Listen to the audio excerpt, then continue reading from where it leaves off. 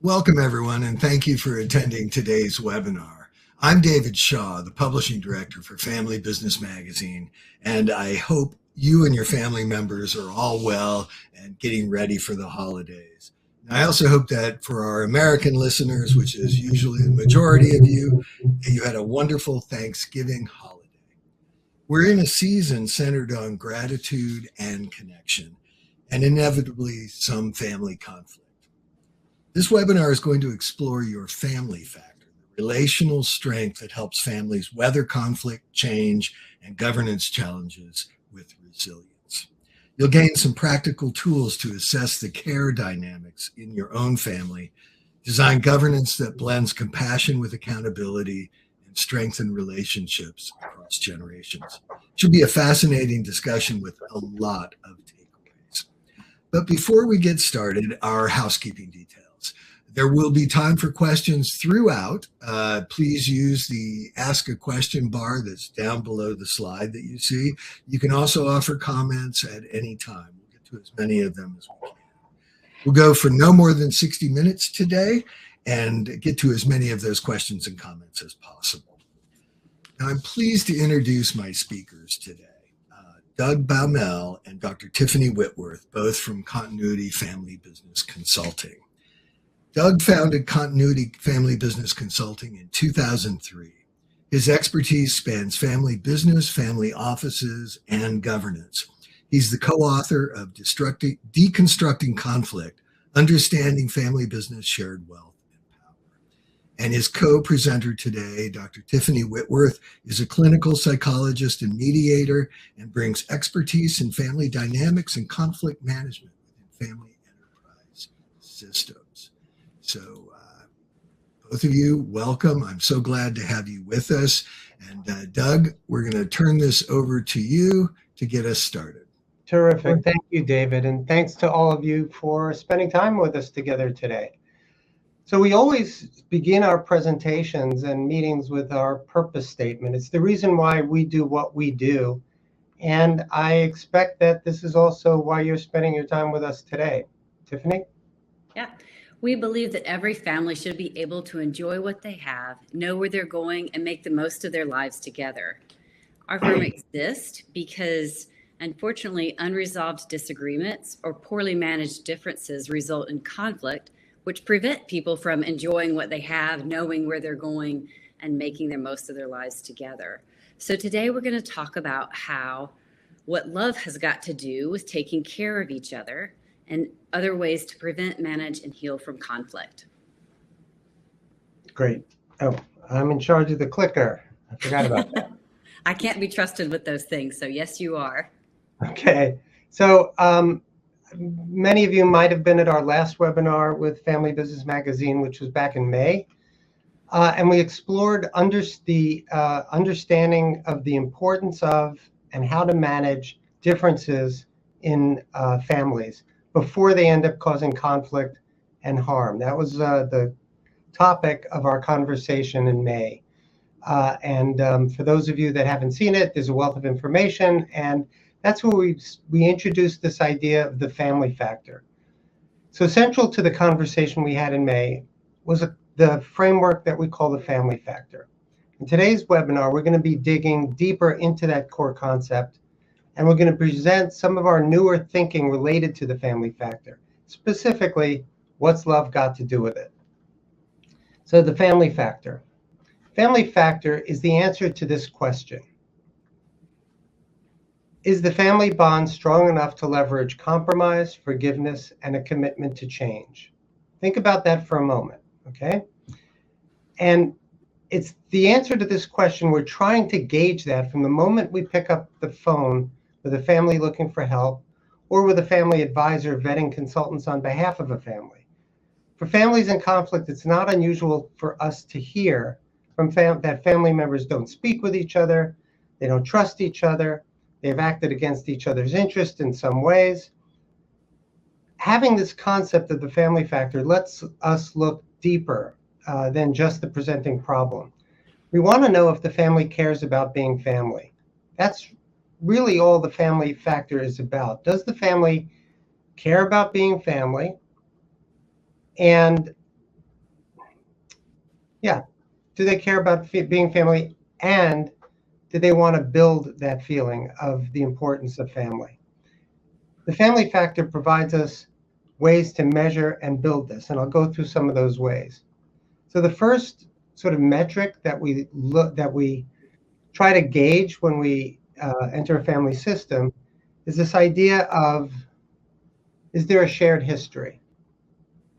Families with a meaningful shared history have something to lose if they don't do the hard work of compromise, forgiveness, and committing to change. So is there a meaningful shared history? That shared history could be fraught. It could be a negative shared history. But if that's meaningful to the family, if they split up, if they stop being family, they lose that.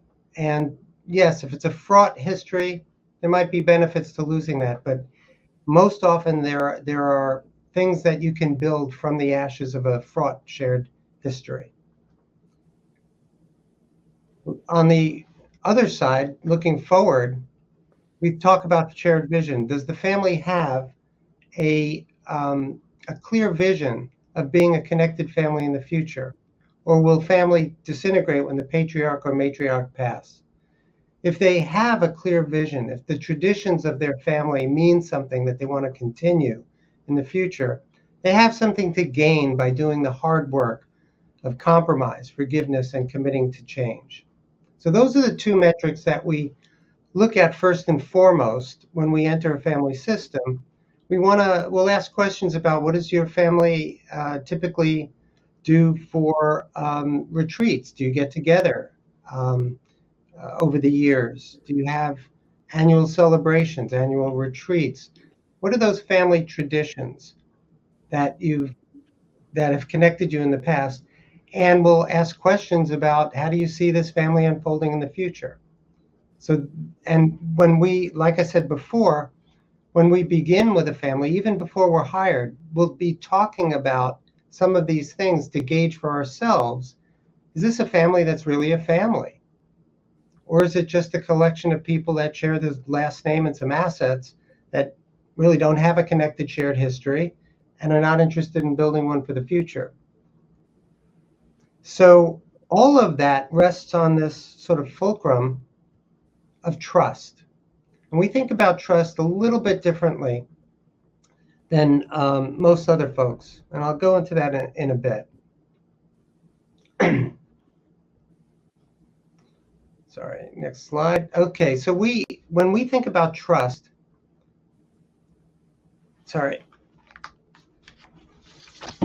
when we think about trust, which is central to the family factor, we think about starting with this idea of predictability. And we start with predictability because it's the easiest starting point to build from. And what we mean by predictability is that if you know your family members well, and you can reasonably predict how they will behave in certain circumstances, there exists a degree of trust. In addition, if you know how the system that connects you works, how things get done, how decisions are made, then you have predictability in the system itself. So your brother, mother, sister, brother, cousin may have very different goals than you have and may be trying to undermine you at every step of the way. But if you know that and you know how the system works, you can not only protect yourself, but you can then start acting beyond your own personal interests and for the interests of the greater family. So this idea of predictability is also grounded in psychology. Erik Erikson, noted psychologist, talked about the 8 stages of development. And he called the first stage the trust stage. And that's when infants figure out that when they cry, they will be picked up and fed. Their needs will be met. They figure out that the world is predictable. So this idea of predictability is core. And that is the easiest place to start. And when we go into a family, and the starting point is families saying that they don't trust each other, merely saying I don't trust the other is polarizing. Because if you say you don't trust someone, you can't sit around a table and make decisions together with them productively. So we're trying to walk back this idea of saying that we don't trust each other in a family. And when we don't trust, when we say that, when we want to say that, we want to have an entry point to start building trust, and predictability is that entry point. Once we build that, then we talk about feeling safe when you're being vulnerable. And that's a great definition of trust, but it's often the first thing that goes when families start fighting. Families can be the most cruel. They know how to push your buttons because they helped put them in the first place. But you can only start building this safety when there's a degree of predictability. So they're sequential. Finally, I call it the icing on the trust cake, alignment and affinity. So when people want the same things and they like each other, there's just this inherent sense of trust. The problem is, as soon as people start wanting different things, they kind of stop liking each other as much. And this is where people typically start saying, I don't trust the other. We want different things and I don't like them anymore. So with this framework, we try to express to family members that while alignment and affinity are nice to have, there are two other levels of trust that might still be there. So before you start saying, I don't trust the other, which is a very polarizing statement and prevents you from sitting around a table talking to each other, first appreciate that there are indeed these two other levels that might still be there, even though you want different things and may not like the person anymore. And when they might be gone, all of them, there's a place to start that's practical, pragmatic, and useful, and that is predictability. So, long-winded talk about trust. Back to the family factor. So sometimes in the course of our work with families, we do a conflict presentation and we'll present stuff like this. We'll present the family factor and we'll talk about how we measure the family factor and how the family factor can be built. And we build it by building connection points with families so that they have a shared history that is not fraught but productive. Talking about shared vision for being family in the future and building trust. Maybe we start with predictability. Maybe we move on to the other levels of trust. Tiffany and I were actually on site at a client earlier in the year, and we had this question from the audience that we've never gotten before. And the question was, but what's love got to do with it? And in retrospect, it's kind of odd that we never got that question before because it's so obvious. But here we are talking about family connection, family bonds, and we're not talking about love. So the stakeholder in the back of the room said, what's love got to do with it? And the answer that we provided was, well, for the purpose of managing conflict, which is what we're talking about in the moment, our definition of family factor works. It's sufficient. It's reliable. But on the 2.5-hour ride back to the airport with Tiffany, I said, that's not a good enough answer. We need to dig into this. She's right. What does love have to do with it? That's something we need to dig into.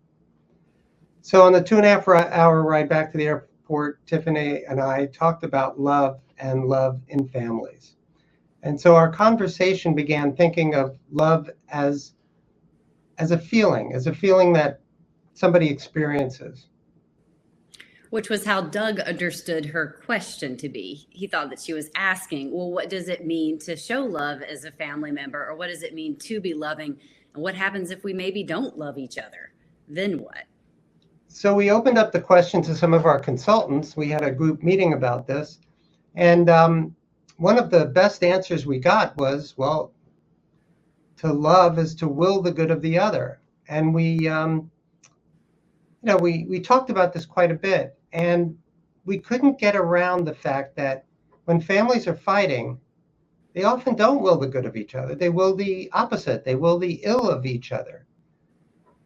So in practice, we thought, well, while that's a wonderful way to think about love as a feeling, when we're working with families in conflict, that's not what we're seeing.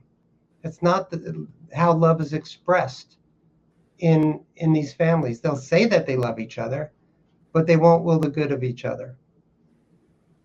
And of course, any conversation of what is love has to include the standby. Love means never having to say you're sorry. And I think there's a bunch of other consultants on the call, and I think everybody will agree that one of the main things we do as consultants when families are in conflict is help them craft accurate, effective,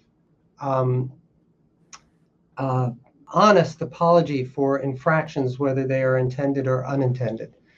So this idea of love as a feeling, we sort of got into a dead end. And we thought, well, then Tiffany chimed in. Although I'm the psychologist, and you might expect I'm the touchy-feely one, I'm not. Ever the pragmatist, my position was what I really think she's asking, our audience stakeholder is asking, is how do we take care of each other? It's whether how we feel about people in this family isn't as important as our desire or our goal to take care of each other. Yeah. So we started exploring what. Yeah. So, sorry, I wanted to interrupt. My slide didn't advance properly. I wanted to just add one more thing about love as feeling. People say that they love their family members even when they say that they actually hate them. They say that they love their family members when they actually take them to court or when they just don't like spending time with them. Yet they say they love them. They love them when they don't even speak with them anymore. So people say they love family members until they say that they don't. And so love is a feeling, and this is where Tiffany was chiming in when we were having that conversation. Love is, as a feeling, described as a feeling, is subjective. It's unreliable and not stable. It changes all the time. It's hard to measure. It's hard to build. How do you build feelings of love in a family? Where do you begin? It's very variable amongst family members. It's impossible to legislate, and it's not conducive to a consulting engagement, at least not how we do consulting. So then Tiffany took that on. I will say some of what I think people are referencing when they say, I love my family member and hate them, though, is that there's a profound connection that comes from shared history that we do share with family members, which is different from an affection. So anyway, being practical, we started talking about, well, what is love as action? I come from a faith-based background, so I'm used to defining love as it's defined in 1 Corinthians 13, which says, love is patient, it's kind, it's not jealous, it does not boast, it's not proud, it respects others, it's not selfish or easily angered, it keeps no record of wrongs, it doesn't delight in bad things, but rejoices in the truth. It protects, trusts, hopes, and perseveres. So I started talking with Doug about how do we combine something like this, which is what a lot of our families are asking, how do we take care of each other, with an operating premise that I hold as a psychologist, which is all behavior is need driven, which is a fancy way of saying people are just trying to get their needs met, and families are trying to meet one another's needs. So most families are trying to show care for one another, or love in action, by meeting basic needs like food and shelter, using their resources to meet the needs. Now, these concrete, tangible needs are easier than the intangible but crucial needs of humans for choice, connection, and competence. And to further complicate that, humans also have needs, different needs from one another. And in a family, you're going to have multiple and oftentimes even competing needs. But humans have a strong need for fairness too. So how do you balance out love as action, seeing it as care? The good thing is you can actually be objective about these things. If you're trying to meet a need around food, you can make sure that the plates are all the same, or it's proportional in some way. That we'll talk more about that in a minute. You can have traditions in your family of caregiving. You can measure specifically, like for example, financial resources. You can measure those. Also, you can build in structures of care. You can even legislate and make rules and rituals around how do we take care of each other, and did someone receive proper care. It's conducive to consulting engagements, because insofar as you can legislate it and put it within the governance of a family, you can help families figure this out for themselves. How can they meet the needs of one another? One difficult thing, though, that all families run into is this idea that needs are different from person to person. Both people's capabilities and contributions are different, as well as what they need back. So we started talking about, in order to take care of one another, care being meeting one another's needs. And I also want to pause and reiterate that love as a feeling is very much an internal experience, whereas love as care is an external and connecting experience. Love as care can be done regardless of how you feel about someone, and can be based on your values, not your thoughts or feelings of the moment. So as we were considering how do we help families structure themselves and their businesses to meet the needs of their members, we started talking a lot about this concept of what is proportionate care. Oh, you're there. Great. Yes. So proportionate care comes about based on the reality that all resources are limited or finite. No family has an infinite amount of time. No family has an infinite amount of attention. Despite most enterprising families having a lot of financial resources, even those have ends. Also, in family businesses, opportunities can be finite. Not everybody can be the CEO. Furthermore, the sacrifice here that's on the slide is referencing energy levels of people or internal resources. You can only give so much until you have nothing else to give. So the amount of sacrifices you can make for the family is going to be limited. Because of that, it's really important that needs in the family are met in a wise way. You need to be efficient and effective with the resources that you do have. You need to steward your family resources well. So we talked about then, how do we actually apply this sort of proportionate care? And we began to think about, it needs to be what an individual wants. There needs to be this notion of reciprocity, meaning in a family, like in the verse that I read before, it's unselfish. It's both giving and receiving. It's not one way. It needs to matter. Christmas is coming up. We have this sense of everybody's been given a sweater that's the wrong size. Well, that's not a useful gift because it's the wrong size. So it needs to actually impact and suit the individual. Otherwise, it becomes a waste. Also, it's going to vary according to the relationship of the needs of a family across time. Lastly, we talked about the types of proportionate care that can exist.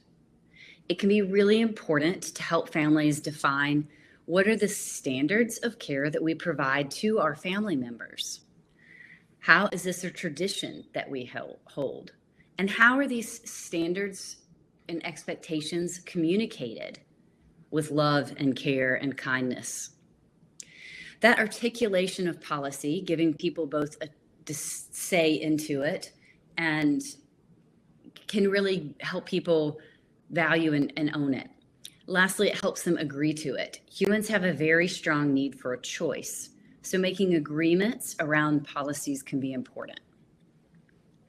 Yeah. And let me just add that when we think of these types of cares and building standards, articulating standards of care that we agree as a family to employ, having those articulated through the lens of expressing love as care is very important, and it's been very effective with the families that we've framed this this idea with. So when we talk about certain policies and we frame the conversation not just about the detail of a policy, but when we ask questions, are we building in appropriate, proportionate care to the people that are impacted by these policies, by these agreements, by our decisions regarding funding? When we ask that question, are we building in a proportionate care to the people impacted by these decisions? The conversation is a bit different than we used to have. Doug, we talked about giving some examples for clarity, and I'll do that now. Some example, like a lot of families have an education policy and support and fund education of members, which is a way of taking care for their educational needs, and often might include in that agreement, you have to maintain a B average and above. Another common way that families take care is if a family member is sick, either from flu or from cancer. And it's how do we meet those needs of the family member going through that particular difficulty. Something that we do see families get off base with this idea of proportionate care is if somebody's had a problem in the past, such as cancer of a child, where the family might be in the habit of giving them so much care that was needed at the time, that then it can get off base in the future and other children might get left out.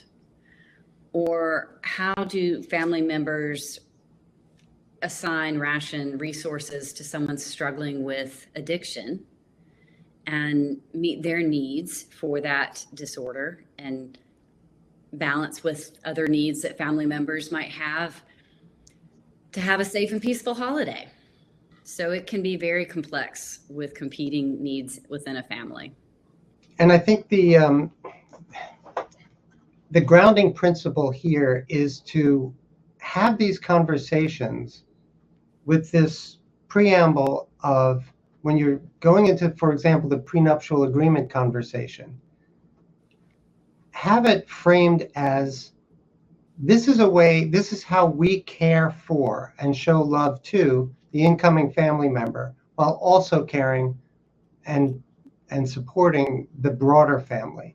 So framing all of these things that all family business consultants probably deal with on a regular basis, and all family members, all families need to address at some point in their evolution, by framing this as these agreements are not just agreements. These agreements are how we articulate and express love as care.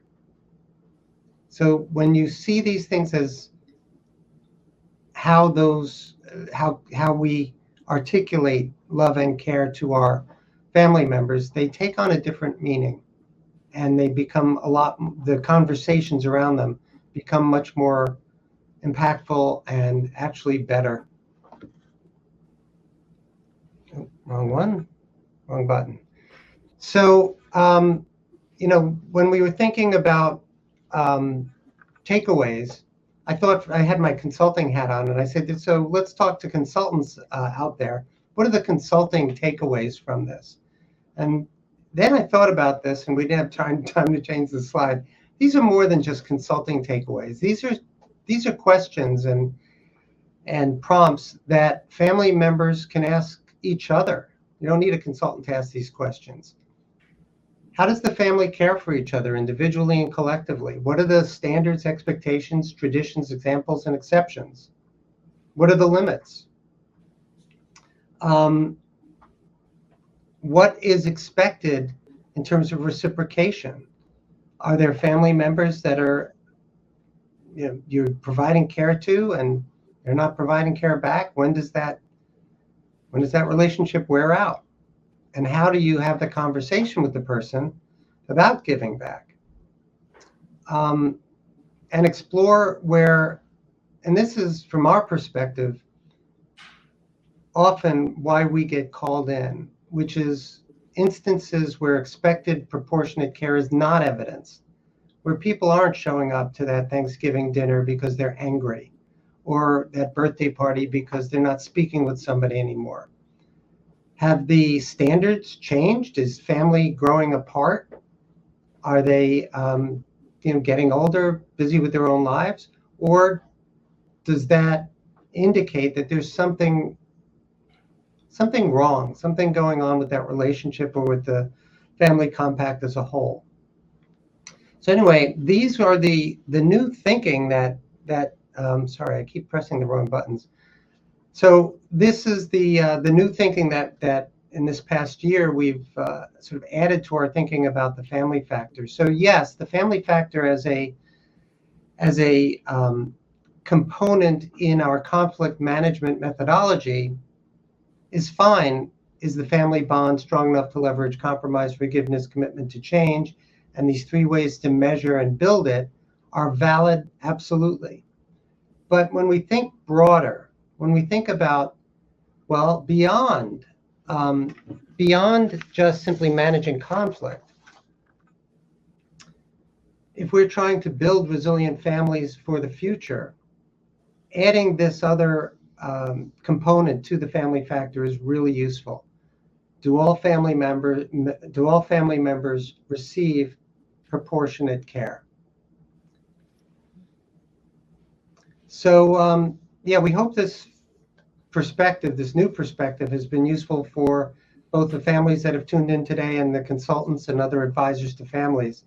The answer to what's love got to do with it, it's showing proportionate care, even when it's difficult, even when there's conflict, even when feelings of love are absent. That's what keeps families strong. That's sort of the showing proportionate care is the oil in the engine that keeps families resilient. Well, that was really terrific, both of you. And there are some questions and some framing around framing, but very early on in the webinar, somebody commented that the opposite of love is not hate; it's indifference. And you framing it as care seems to be with that, correct? So you've got when someone's indifferent to you, that's the opposite of love. Right. The indifference or not caring. So we would definitely say uncaring is they don't care is the same as indifference, and I would agree. If there's anger or rage, we can work with those emotions.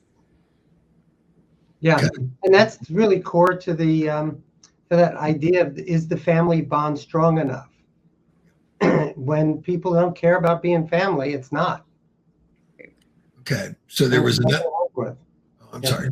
And there's nothing for us to work with. There was another framing question, which was, there's always been talk about, are we a family business or a business family? Mm-hmm. Does the caring or love factor, the family factor, fit in when there's a business family?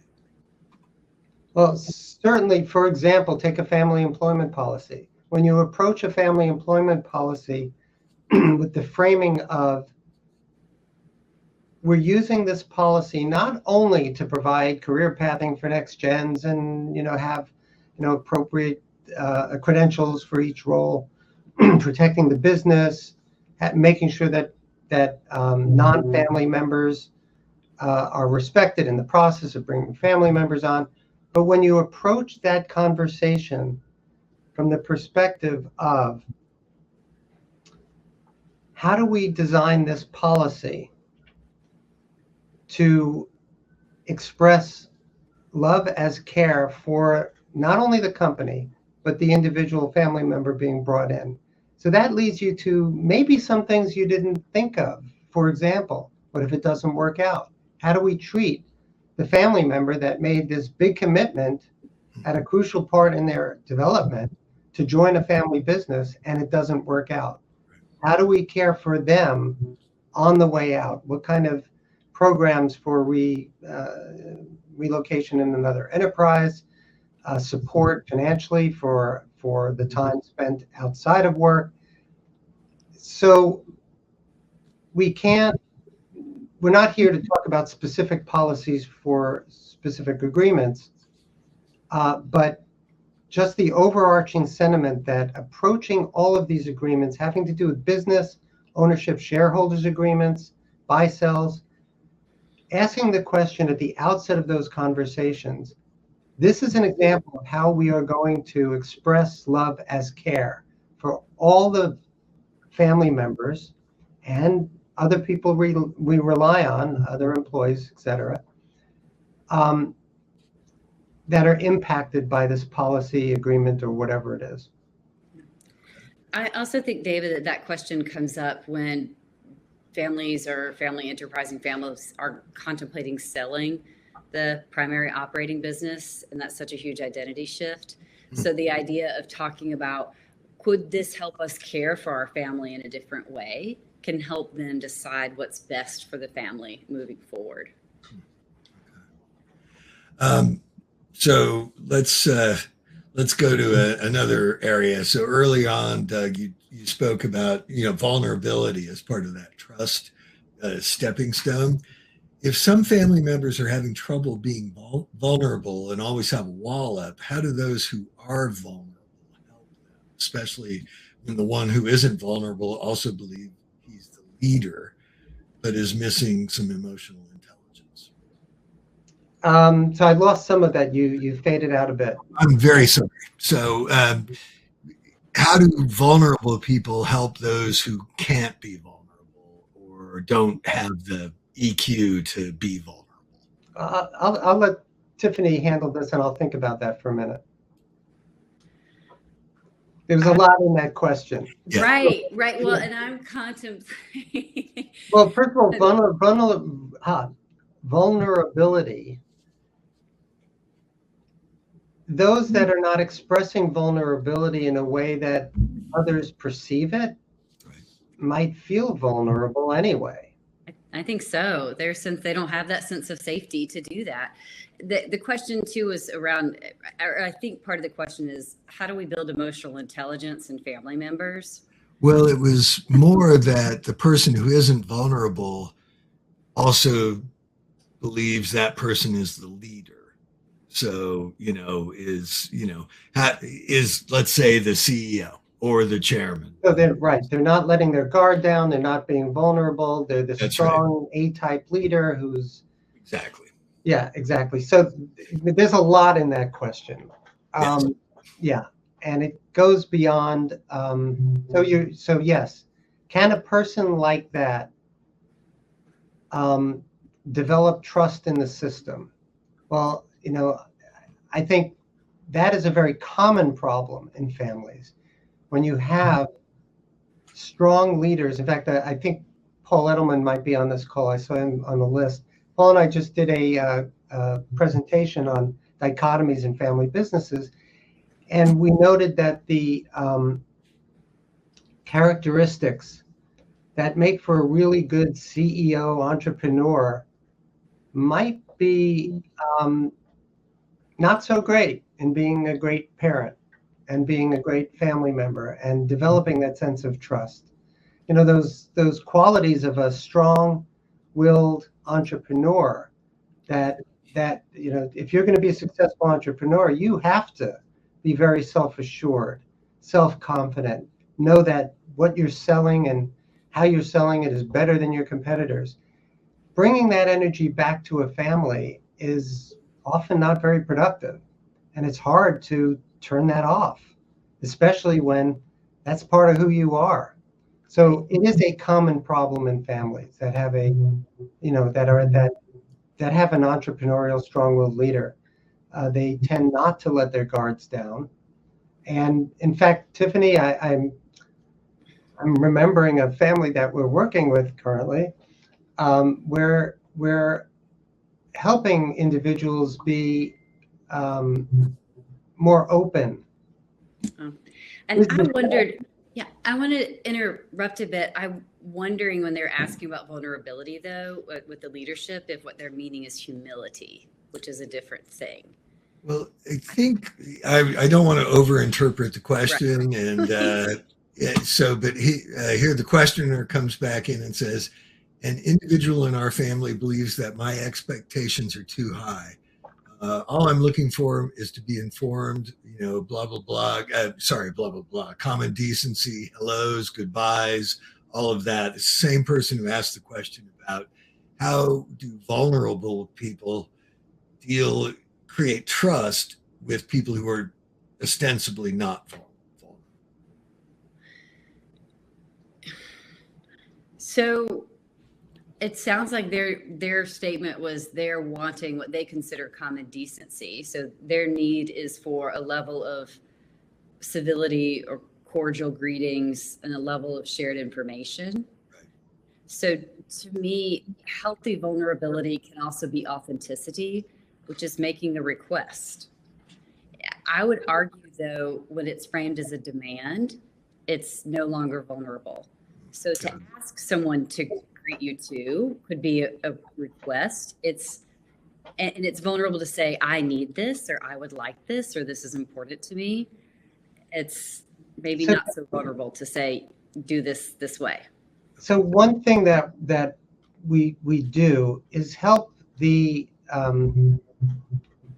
that leader explore and be comfortable with vulnerable conversations.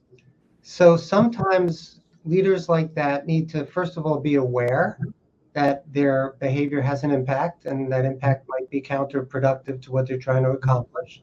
That's number one. And number two, they may just need practice. They may need somebody to be the horse whisperer for them, to be the person that says a different style of communication would be helpful here, and we can help you learn that. Because everybody has their own communication style, and some styles don't come across as being vulnerable, open, etc.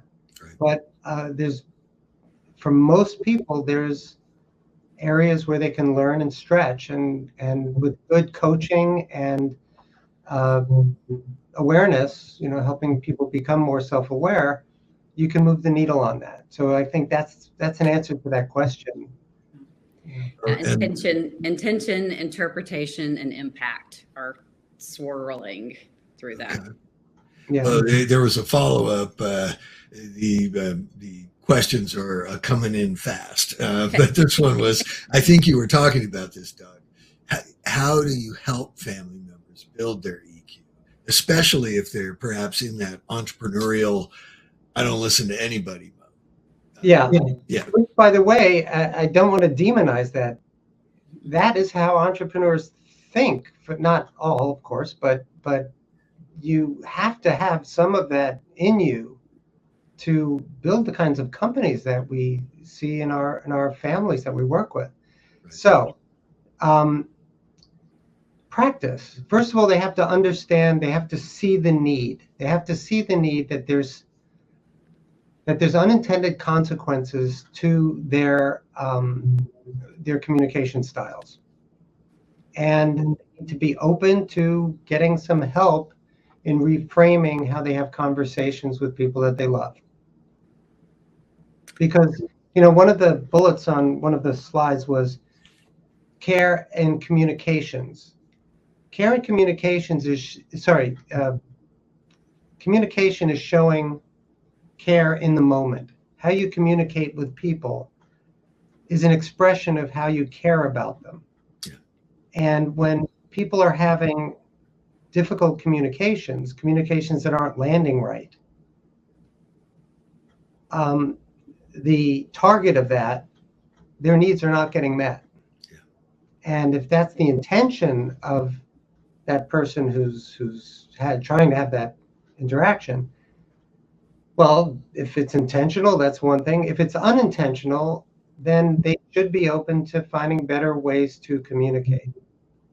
And that's what consultants help people do, coaches, consultants.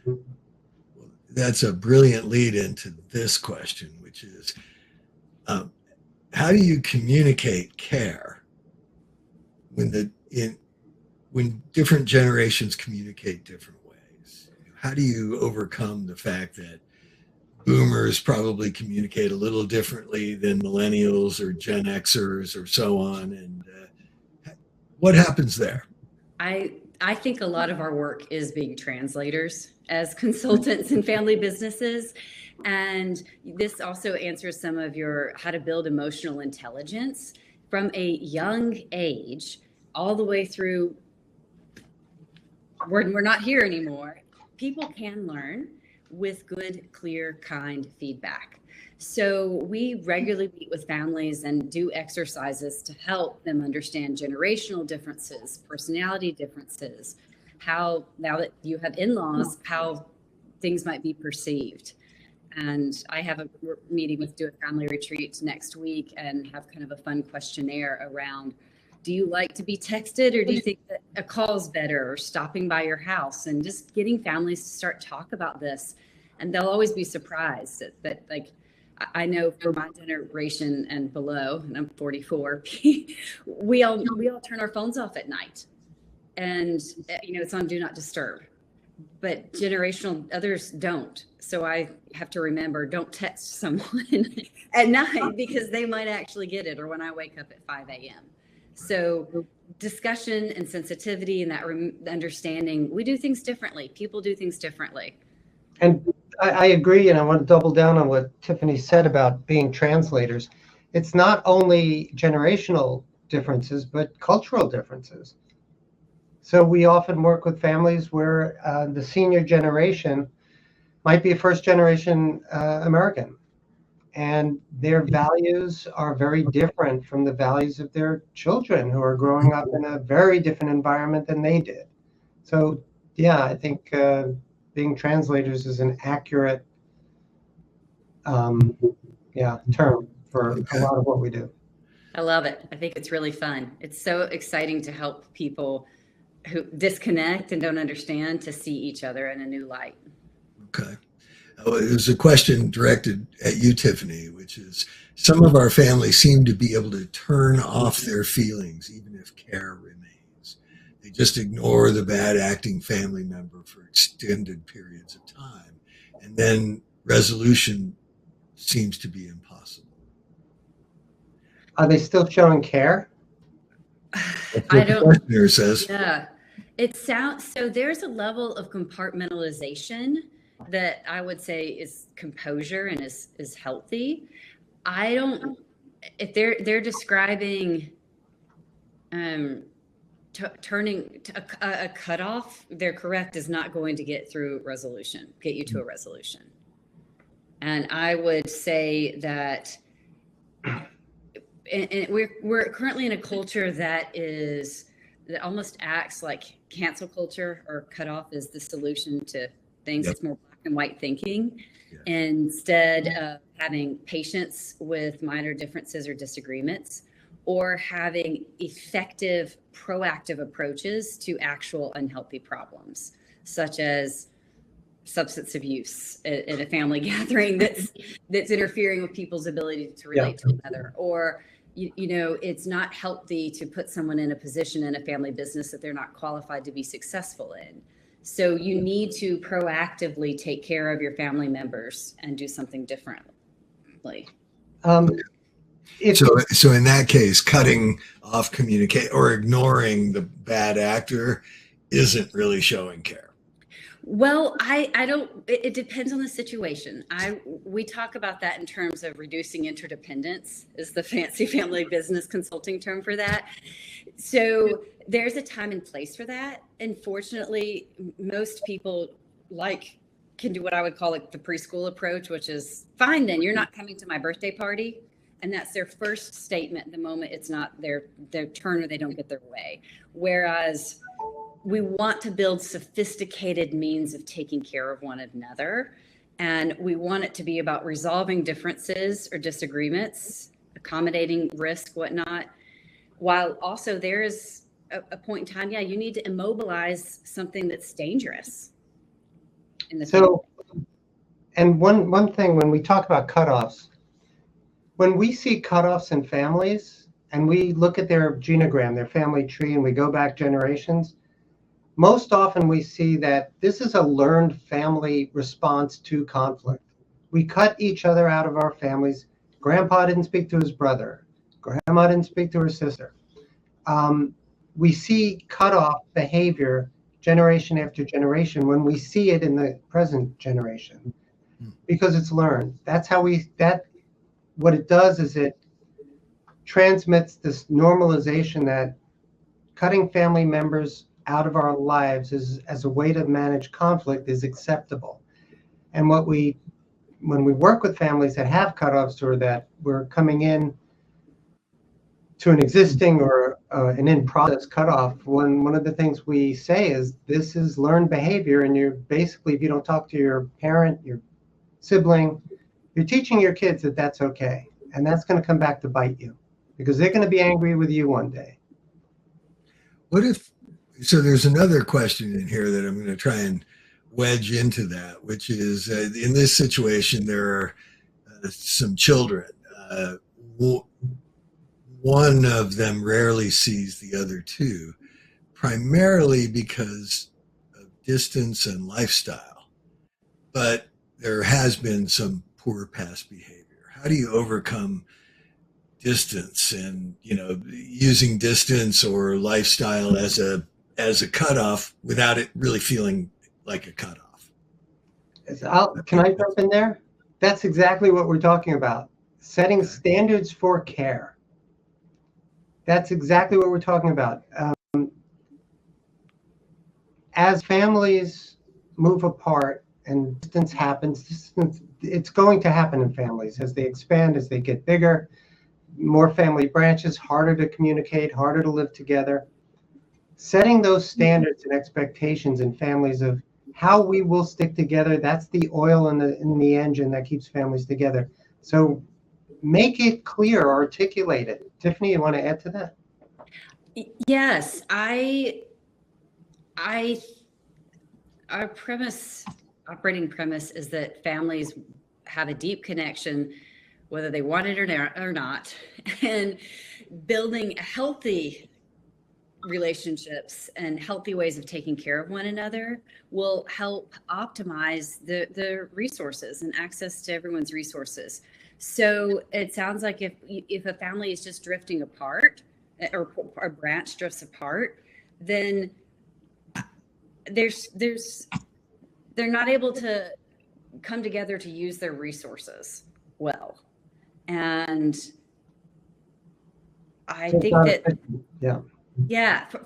we would say that is a loss, and it's a common loss, and that you can use skills. Like, a lot of cutoffs happen because there's a lack of conflict resolution skills. People don't know how to share and take turns. People don't know how to wait their turn. People don't know how to advocate for their point of view. And those are all things that you can teach young children all the way up through 80-year-olds. We're doing it. So it can be taught. And if that's what they want to do, and I'm wondering if that person who is sort of being distant, would they come to a retreat in a nice place if it was offered? Yeah. Right. When you somebody, it doesn't have to be parent. Right. Yeah. At some point, there has to be leadership in the family from someone who says, this group matters. How can we connect as a group, grow as a group, and take care of one another as a group? Well said. So excellent. In fact, I think it's worth doing. That's what our careers are about, is helping people take care of each other and connect better and resolve those conflicts that get in the way of people enjoying what they have and knowing where they're going. Okay. Well, there are some more questions that are perhaps too complex for the time we have left, but there was one statement which I'd like to express, which is from one of our viewers. Happy birthday, Doug. Thank you. That was actually yesterday. Oh, was it yesterday? Well, it's a belated birthday. Thank you, whoever it was. I appreciate wish it. to you. And, you were talking about conflict there, and I did want to bring Thank up you. here, this is Doug's book with Blair Tripp, and this is a really excellent book. I've read it. I think what Doug and Blair hit on here could be really helpful to you families that are in conflict. You can find it on Amazon. So, any comments on the book, Doug? No, we're happy if anybody gets it and wants to ask questions, just call us. We're happy to talk about it at any time. And if there are additional questions that we haven't gotten to, I'm sure David will send them to us and you will get answers. Indeed. Can you, time for one quick takeaway. What's the biggest takeaway you two would offer to our audience? So for me, it's the overarching concept of the family factor with the new addition about providing proportional care. So building that shared history, leveraging that, creating a shared vision of being family in the future, and building trust. And there's a roadmap to build trust. So building the family factor, that's what keeps families together and resilient for generations through conflict. Tiffany, do you have another? I think I'll say amen. and yes, I hope people leave inspired to be strategic and intentional in how they take care of one another so that they can leverage the resources of their family. And most important human resource I think that we all have is our relationships. So anything people can do to build better relationships, whether it's upping your emotional IQ or your conflict management skills, or having a thoughtful family employment policy. So I just would encourage us to try to be patient and kind with one another, particularly with the holidays coming up, as ways to take care of each other. Yep. Excellent. Well, I thank you both for your time today. This was really excellent. Questions and difficulties that some of you are encountering, we will share these with Doug and Tiffany, and they can reach out to you separately on that. And you may find some interesting solutions in there. And then I'd like to say thank you to all of you for attending our webinars throughout this year. This is our last family business webinar for the year, but we'll be back again next year. It's hard to say that, but next year is almost upon us here. Yep. So what I'd like to just say to all of you is thank you. If you're looking at things that you'd like to give your family next year, here are 3 events that we have coming up in the first half. Transitions looks at issues of family dynamics and communications and conflict. Legacy looks at issues of estate planning, wealth transfer, trust, raising unentitled kids.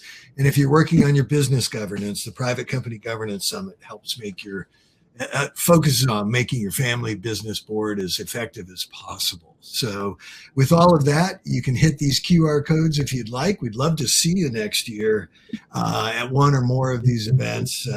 But in the meantime, I wish you and your families the very happiest of holidays.